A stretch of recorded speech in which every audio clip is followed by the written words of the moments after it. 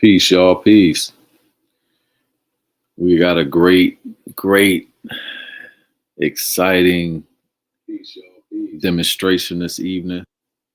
And I'm going to definitely share some exciting information with you guys. Some of this stuff you may have heard, a lot of it you may have not heard. Just depends on the circles that you roll, that you're doing. That being said, hold on one second. I have a bit of feedback here. Give me 1 second, y'all. Feedback is right here. Boom. All right. So I may have some guests coming on. I'm actually receiving a message right now. Let's see. Uh, they're responding right now. Let me let them know. Had some. So this all started because some Israelite brothers had reached out to me through one of my good Morris brothers, Kyrie L. And let me see what they just said. Let's see.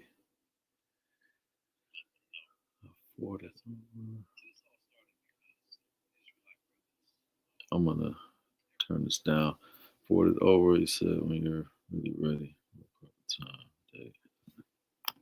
Okay, I'm gonna fix this right now. Peace. So I'm just gonna tell them y'all scared.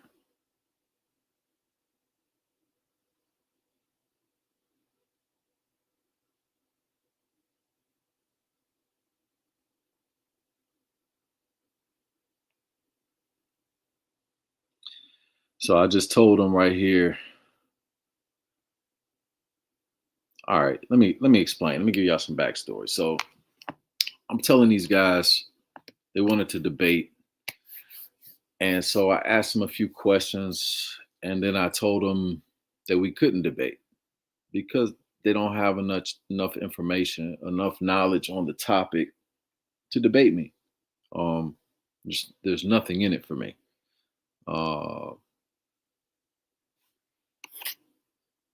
Let me just reiterate.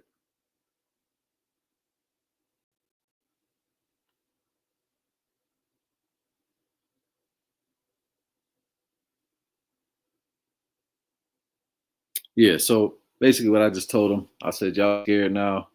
I already said you can't debate me. I'm live now. What's up? So they were trying to get me to go live last night. And I did put together the slides, but by the time I finished going through all my information and just putting together a few slides for them, it was already midnight. I had a long day and I wanted to get some rest. And last night I got my first 8 hours of sleep in like 2 months. So I'm thankful for that. But they do have the links. So if they show up, they show up. If not, y'all still gonna get a good demonstration. So what I would like to do is start by sharing my screen. I'm also gonna open up the chat. You guys are welcome to leave any questions, concerns. If I have the information, I'll share it with you. If not, I'll tell you that as well. So let's start here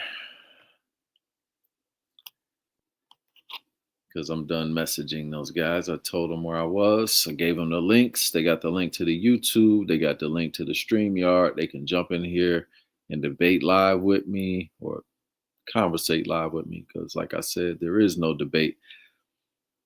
They're not ready or qualified for that. So let me get right to it, y'all. I don't know if let's see here. Oh, here's my present. All right. So I'm just gonna let me see if I can put this in presentation mode. Slideshow.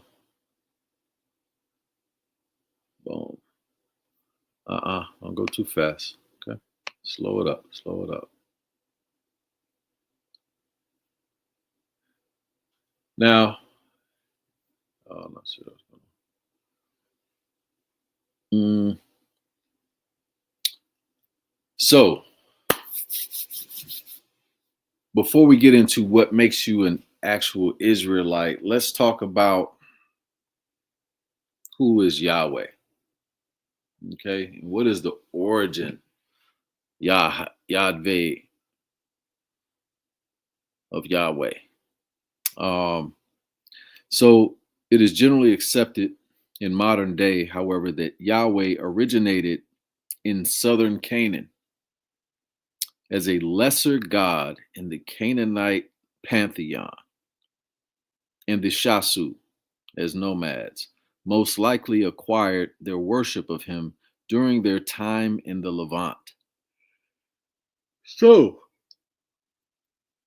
this is a clear indication. This is really the end.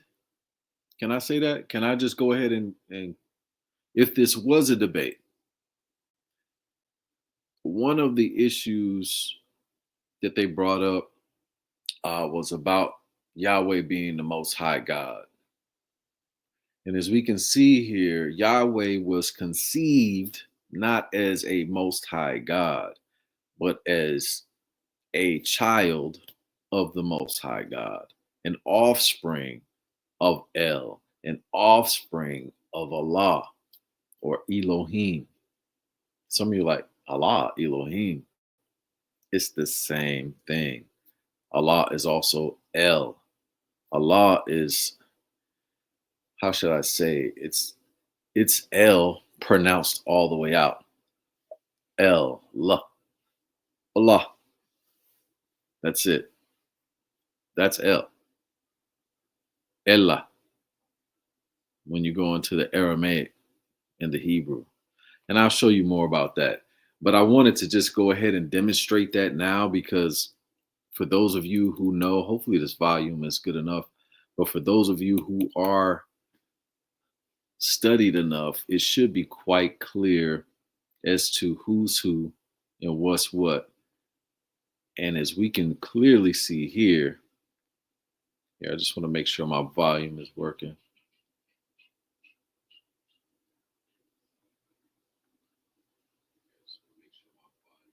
You all right, Zion? All right, cool. So as we can see, the Yahweh thing, I mean, it does not start and end with the so-called Hebrew Israelites. Okay, it came before them, and again, it does not represent the Most High. To them, it does. So I give you that. And I'm not here really to debate religious belief. I'm just here to deal with the facts, to state the facts. If anyone has any issues with it, any problems with it, that's something you got to deal with internally. You can feel free to, write a response, do a response video, maybe even set up a debate. I'm literally giving you guys just basic information. You don't have to dig too deep. I have the deep information, but this is just surface level because it doesn't require a whole lot of scholastics to really deal with this topic. So let's deal with this second slide here. Because in the first slide, if this was a debate, y'all, this debate would already be over. This thing would be over because without even trying, I just destroyed your whole concept of your deity. And I do that and say that respectfully. So, let's see. And it says here, though no consensus exists regarding the deity's origin, scholars generally contend that Yahweh is associated with Sire, Edom, Paran, and Teman, and later with Canaan. The origins of his worship reach at least to the early Iron Age and likely to the late Bronze Age, if not somewhat earlier. Okay. So again, as we can see, many people worshiped Yahweh. Many groups of people in many nations worshiped the deity, the son of El and Asherah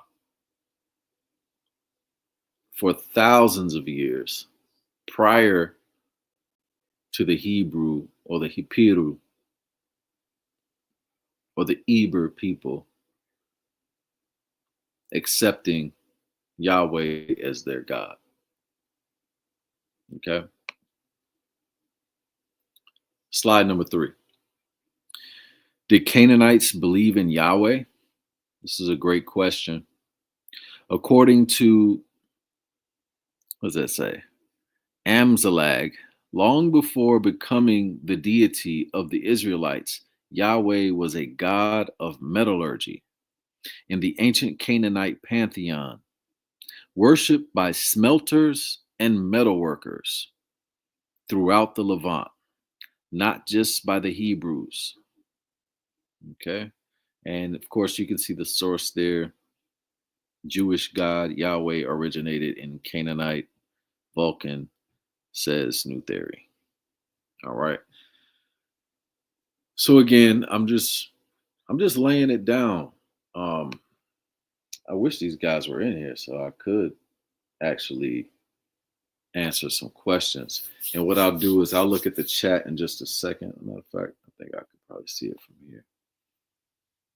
Let's see. Check the live chat. All right, so I'm just throwing a little piece in the chat. If y'all want to talk, say something, you know what to do. Anyway, so more about Yahweh. So this is again University of Chicago Press Journals, Yahweh Before Israel, Glimpses of History in a Divine Name. Hopefully you guys can see what I'm showing you. I'm looking at my one of my screens and I don't see. Oh, there it is. Boom. Okay. I just want to make sure we got the right thing here. So Yahweh was originally a deity worshipped by Midianites, also known as Kenites. Okay. In the northwest Arabian desert, at some point, the worship of Yahweh was borrowed by the Israelites and Judahites, who eventually adopted the deity as their national and still later as their only god.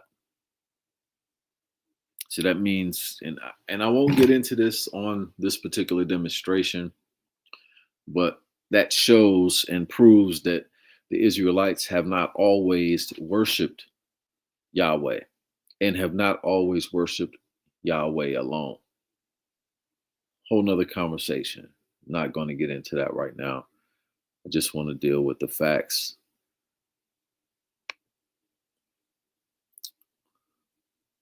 Ooh, who is the father of Yahweh? This is a great question. Who is the father of Yahweh? And as you can see, the answer, as I already have said this, El. El is cognate with Allah, with Elohim. El was the supreme god of the Canaanites. As head god, El was married to Asherah, and he was the father of Baal, Anat, Yahweh, and Yam. He was often seen in the form of a bull, and he was sometimes also referred to as Shor El, the bull god. Okay. And you can find this on study.com. El God of the Canaanites, Meaning and Religion, study.com. So, y'all, I've not only laid this out, we've already dealt with several sources, and we're just getting started. Again, brothers, if you have anything you'd like to add, I have my live chat open. You're welcome to add your uh, questions, comments, whatever. I'm going to keep on keeping on. Matter of fact, before I do that, let me read some of the exact questions, because I don't want to miss the point. Since the brothers are, I guess, a little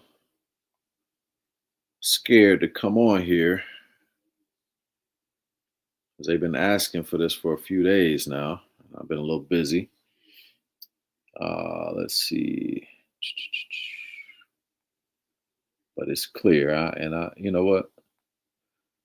There ain't nothing wrong with being scared, y'all. If y'all done poked the bear, y'all done woke me up.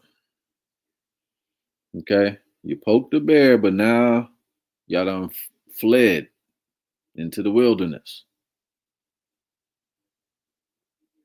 But you ain't got no Moses with you. So who's going to guide you? Well, if you stay focused and you listen closely, I'm going to guide you out of the wilderness with this information. So let's see what they asked me. Okay. They don't want to do any real research on what I sent them. So that's my brother telling me that they don't want to actually do the research, because when they asked their questions, I sent them 3 to 4 videos that I'd already did that covered some of the topics and questions that they had for me. There's no reason for me to rehash and have that conversation if I already made videos. So I told them, hey, check these videos out. If you don't like what you see, make a response, or, make a video. Let me know how it goes. So he said they don't want to do any research on what I sent them, which is what I sent to him. And he said, so we'll have to keep it simple if we have a discussion or a debate. And he said, have them prove that they are Hebrews without involving Bible curses. And then, are the Israelites Canaanites? Okay.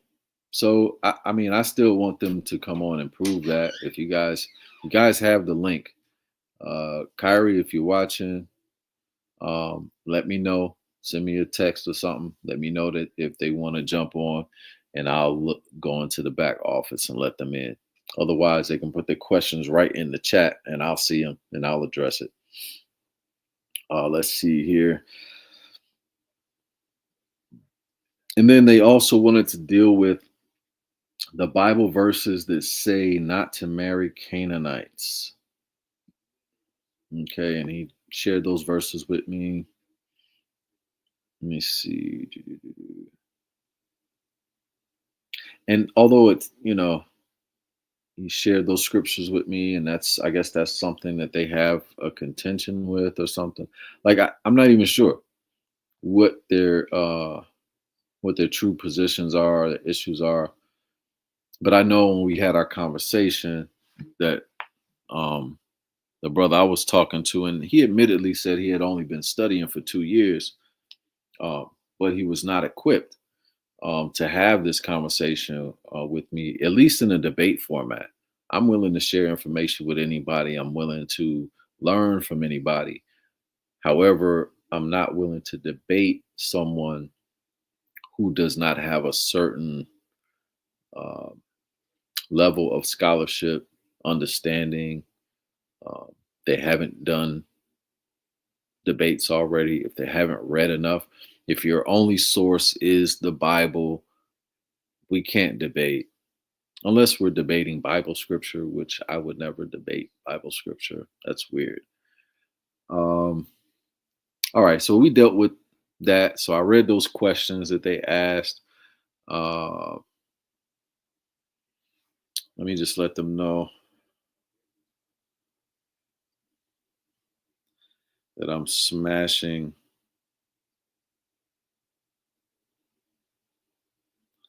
and I'm only on slide 5. So let's continue. Why don't Jews use the name Yahweh? Nah, that really don't even matter. But this is what matters. Elohim is Allah. So let's read a little bit. Elohim, let's see if it'll let me make that any bigger. Elohim from Hebrew means God. And it says compare with Allah. A word, let's see. Man, you guys can probably read it better than I can.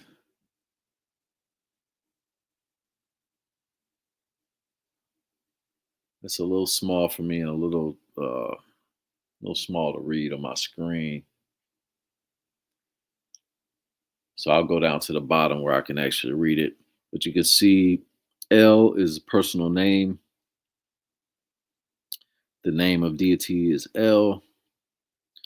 The nomen appellativum or appellation is common noun, general term, a god.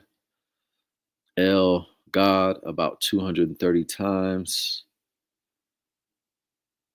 in the MT. Genesis 33:20, El, the God of Israel. El, the God of Israel. Read it third time. Genesis 33:20, El, the God of Israel. There he erected an altar and called it El Elohi Israel. That is God, the God of Israel. Genesis 46:3, El, the God of your father. Then he said, I am God, the God of your father. Okay? So let's not play with this, guys. Like again, uh, I said this to my brother the other day. I agree with Wesley Muhammad in a few things. One of those things is that I prefer not to debate religious belief. Excuse me. I can, I will, but I prefer not to. And there's a few reasons. I don't want to offend anyone. I don't wish to make anyone feel some type of way.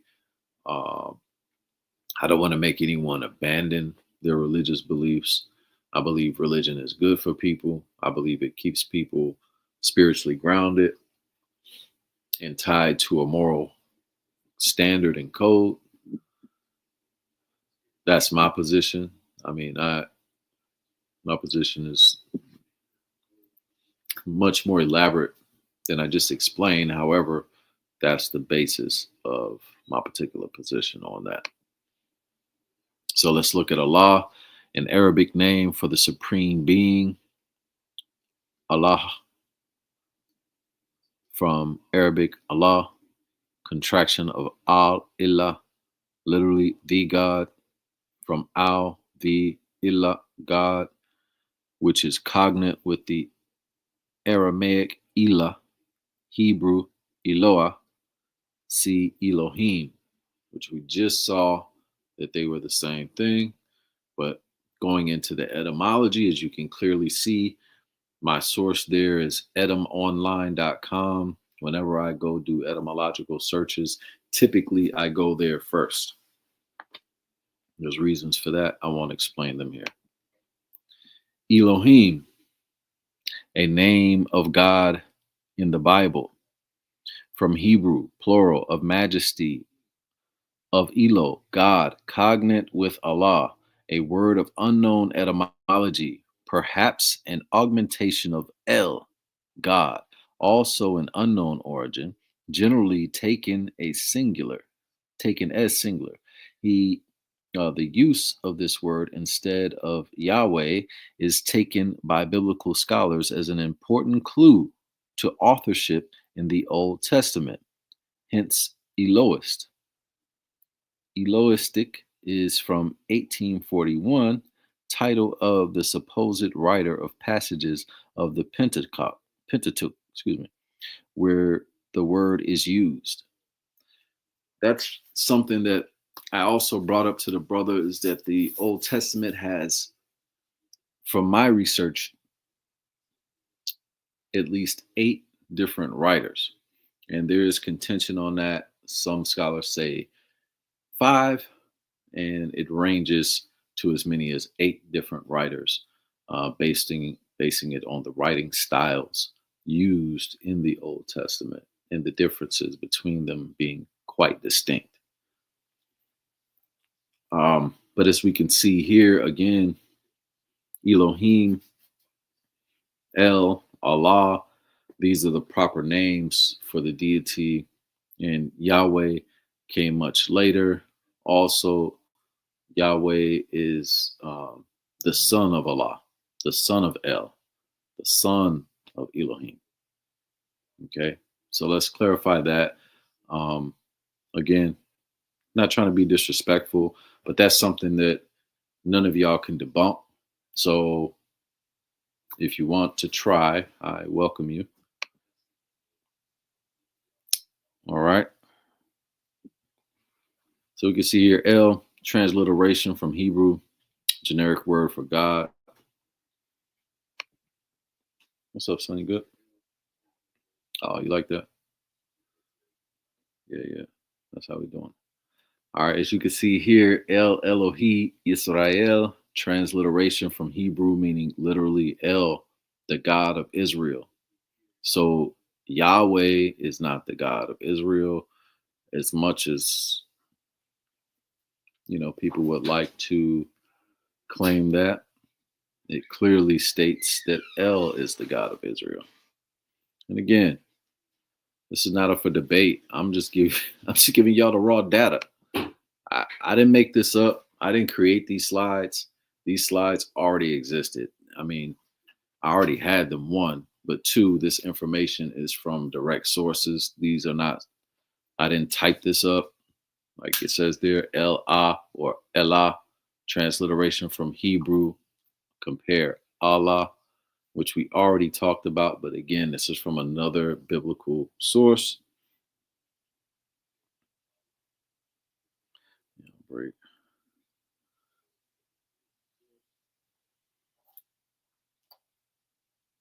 So they wanted to let me know they on break during business hours. So they might be working. But either way, this is my time. So they can either adapt, roll with it, flow with it, or not. So let me just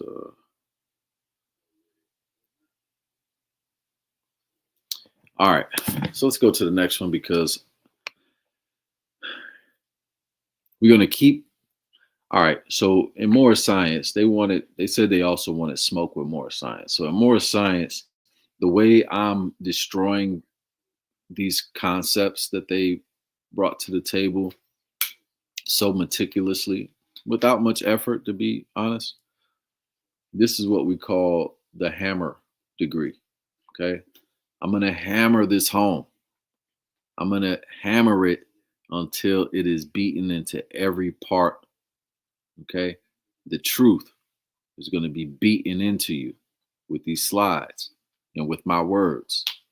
And as we read here, Al-Ilah or Allah or Allah or Allah, meaning the God, has long been used by Jews, Christians, and Arabic peoples far before the existence of Islam. Aramaic transliteration, Ilah and Ilaha, okay, meaning God. Do you remember when Jesus fell to his knees and prayed to Ilah because he spoke Aramaic?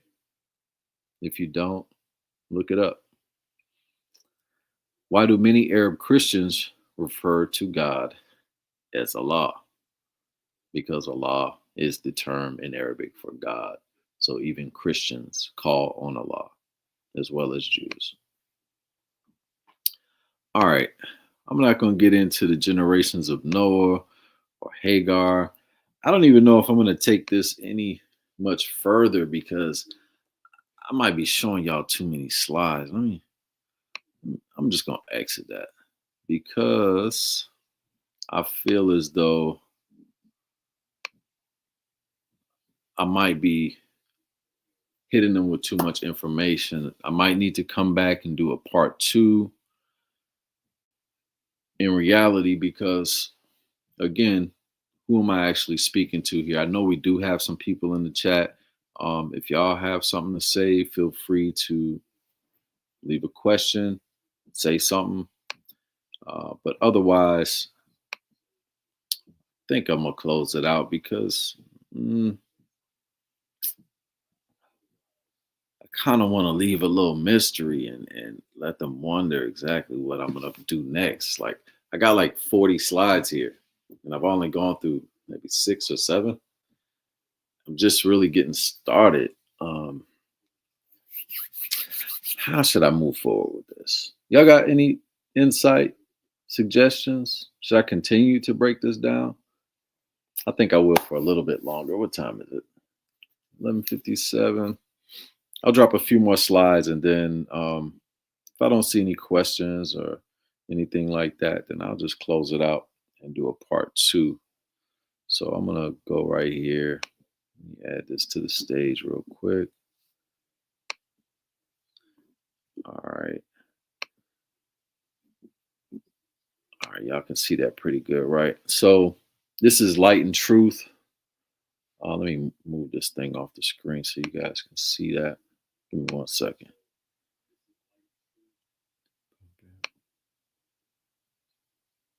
Remove that. All right, perfect. There we go. So I'm going to read this. This is Light and Truth by Robert Benjamin Lewis. And I'm just going to read some of this because it actually connects to the conversation. And I would love for anyone, especially the brothers who want to debate. Again, y'all can't debate me, but I will welcome you back onto the channel as many times as needed so that we can come to some understanding. And I pray that you all will use this information for your own studies and realize that if you restrict your studies to just the Bible, especially trying to debate history, you will be burnt. You're going to get cooked if you attempt to do that. There is not enough historical accuracy in the Bible alone to make your points. So let's read. Light and Truth by Robert Benjamin Lewis. This book is from the 1700s. It's written by a Moorish brother. This particular page, I forget what page this was. It's like page 63, I think, or 61. Micah the Mordashite, a prophet of the Moors. Okay, so let's use our ears, family. Micah the Mordashite, a prophet of the Moors, prophesied in the days of Hezekiah, king of Judah, and spake to all people of Judah, the Moors, saying, Thus saith the Lord of hosts, Zion shall be plowed like a field, and Jerusalem shall become heaps, a forest. Micah showeth the wrath of God against Jacob for idolatry. You can find that in Jeremiah, what is that, 26:18. That looks also like Micah 1:1. Okay, so Maserath was built by the Moors in the desert of Paran. We talked about Paran briefly earlier, if you go back to one of the first slides. In the land of Amalek, and was the ancient encampment of Israel in the days of Moses. Let's read that again. Maserath was built by the Moors in the desert of Paran, in the land of Amalek, and was the ancient encampment of Israel in the days of Moses. In the Moorish War of Adel in Africa, some of the books of Moses were burnt. Moriah, a hill adjacent to Jerusalem on the northeast, here Abraham offered his son. And that's Genesis 22, I believe. When Solomon built the temple on it, it became included in the city. And that's Chronicles 3 and 1. The appellation of Moor is given to those successors of Muhammad, pagans, Christians, and Jews, who extended their empire through North Africa and Southern Europe. All right. Now, this is something that I know the brothers will be interested in.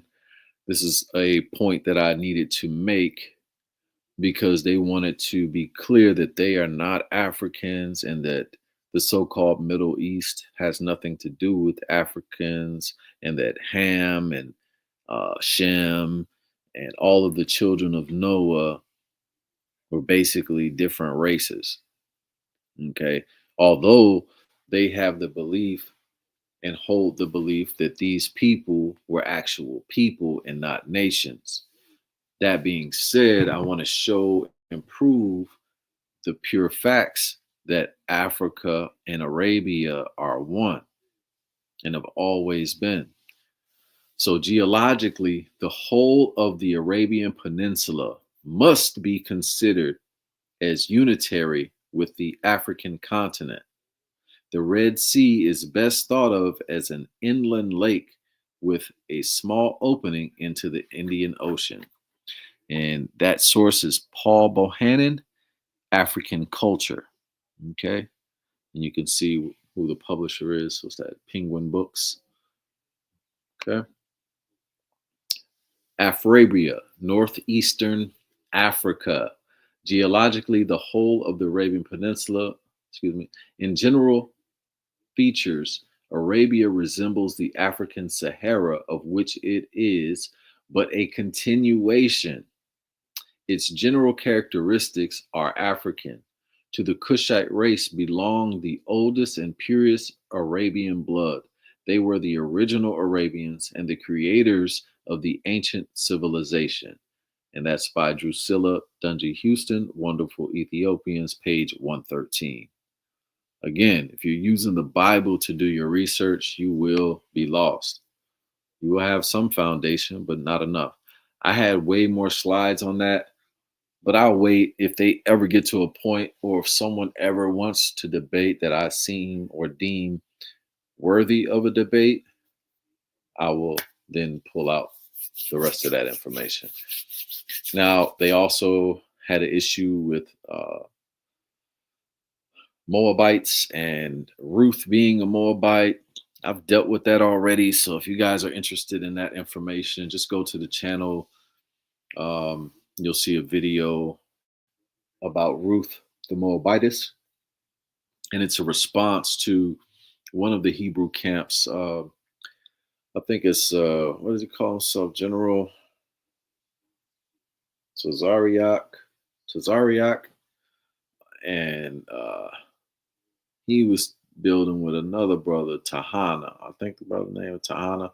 Looks European. I'm not sure. Calls himself a Hebrew.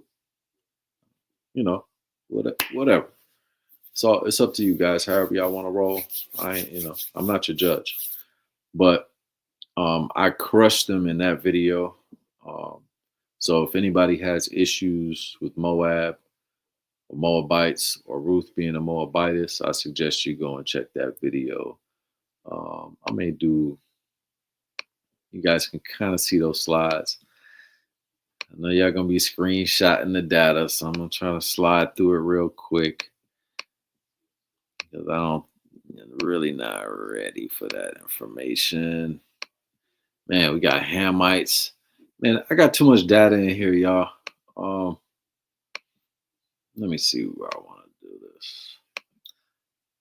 I'll deal with I'll deal with the Hamites really quickly because the brother did make some noise about Hamites, so therefore I will address that briefly. The reason why I'm addressing it because he made the claim that Hamites and Shemites are not related, they're not the same people, etc., and that the Shemitic people or Semitic people, although they're known as, or I should say, they speak Afro-Asiatic languages, they hold the belief that although they believe that Ham and Shem are brothers, but they don't believe that they're related. So I'm really confused about that whole statement and that whole concept and that whole way of thinking. But I'm going to read a few things here and see if we can clear a few things up. Let's see.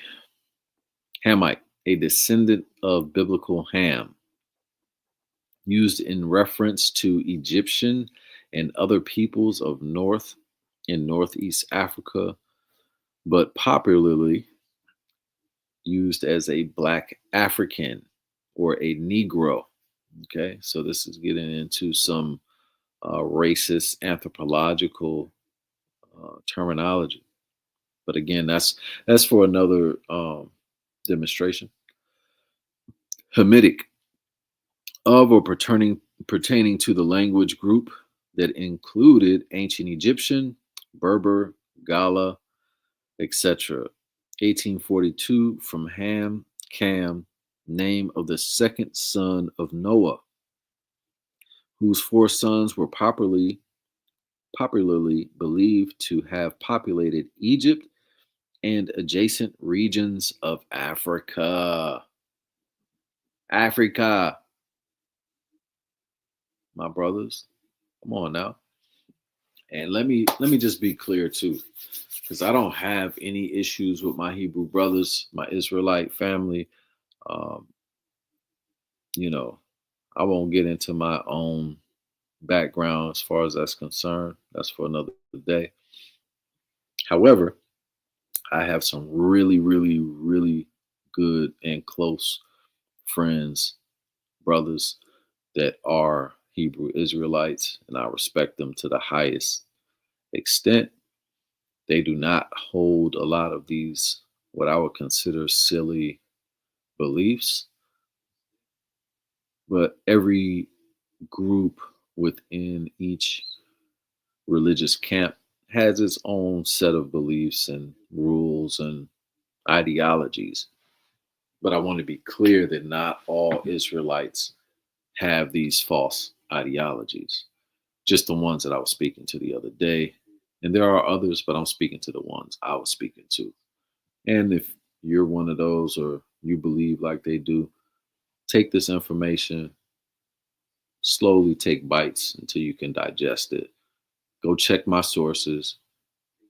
And once you understand that what I'm showing you and presenting to you are the facts, then we can come and have a conversation about it later. Hamite, a member of the group North African peoples, including ancient Egyptian Berbers, supposedly descended from Ham, son of Noah. Okay, what is Afro-Asiatic? Relating to or denoting a family of languages spoken in the Middle East and North Africa. The family is commonly divided into five groups: Semitic, Omatic, Berber, Cushitic, and Chadic. Ancient Egyptian was also a member of this family. Hebrew is also a member of this family. Arabic is also a member of this family. All of these languages can be traced back to one single language in Africa, every last one of them. including Hebrew, Hebrew, Aramaic, Phoenician, the Canaanite language, so forth and so on. They all come from this one source. I won't, I might have a slide that pops up on it, but I don't want to go into it personally and give up too much information. What is Semitic?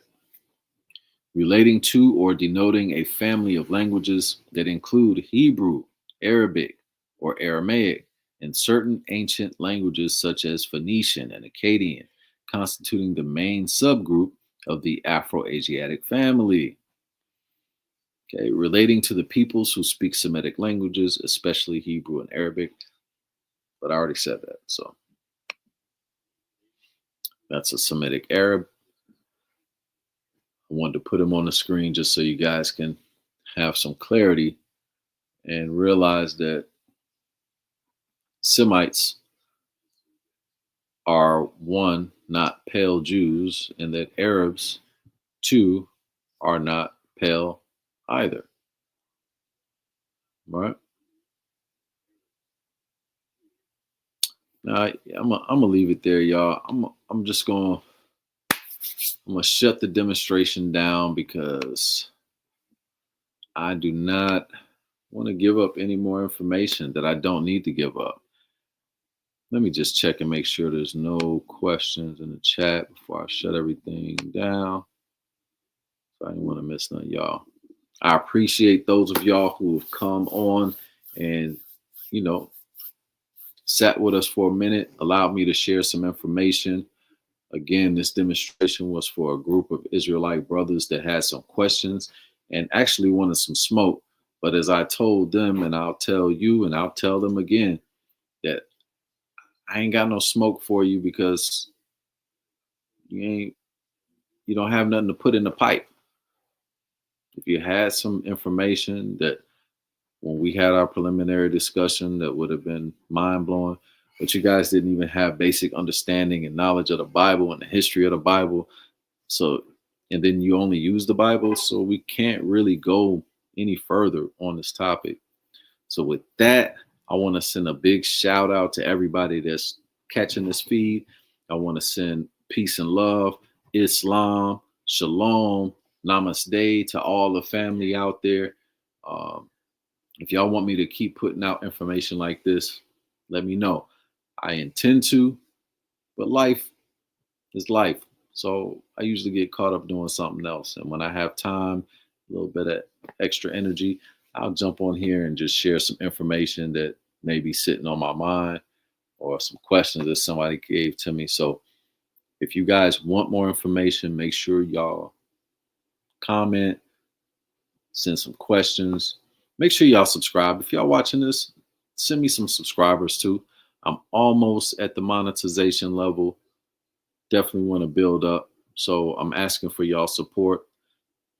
Like the video, please subscribe. If the information you found interesting, please share it with your Hebrew, your Israelite family. And with that, I'm going to say peace and love, family.